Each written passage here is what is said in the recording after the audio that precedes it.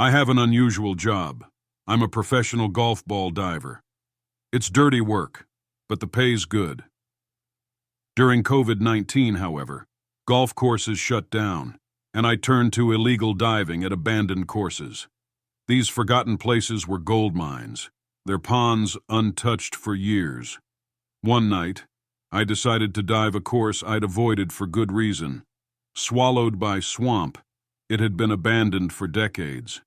Its road was blocked by barricades, but I hauled my gear over and trekked through dense overgrowth. The clubhouse was a crumbling ruin, its roof collapsed, vines crawling across shattered windows. After a long, grueling hike, I reached the pond near Hole 5. The moonlit water shimmered, serene and inviting. Donning my gear, I waded in. Golf ball diving is blind work.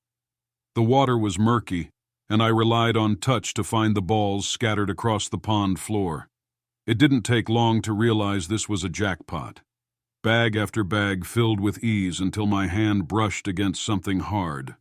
A sunken golf cart, buried in muck. Then something massive swept past me. My heart pounded. It had to be an alligator. I'd encountered gators before, and while terrifying, they rarely attacked underwater unless provoked. I pressed on cautiously, every movement heavier with fear. Suddenly something struck me. My legs were yanked downward with impossible force. Panic surged as I fought to surface, but the grip was unrelenting.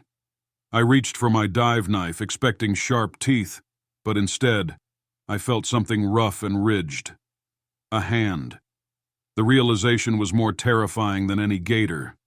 The creature's grip tightened, its weight forcing me deeper into the muck. Its hands clawed at my face, trying to pry my mouth open. My lungs burned as I swung my knife in desperation. The blade barely penetrated until one strike hit deep. The creature released me, and I shot to the surface, gasping for air.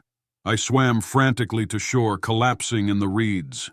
Trembling, I turned back toward the water. That's when I saw it. Something enormous emerged from the pond. Humanoid but grotesque, water streaming from its misshapen form. It stood on two legs, its massive tail dragging behind.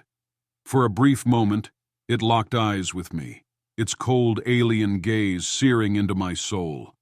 Then it turned and vanished into the swamp, the handle of my knife still protruding from its side. I'll never forget that night. Some places are meant to be forgotten, reclaimed by the wild. Creatures lurk in those shadows, thriving where we fear to tread.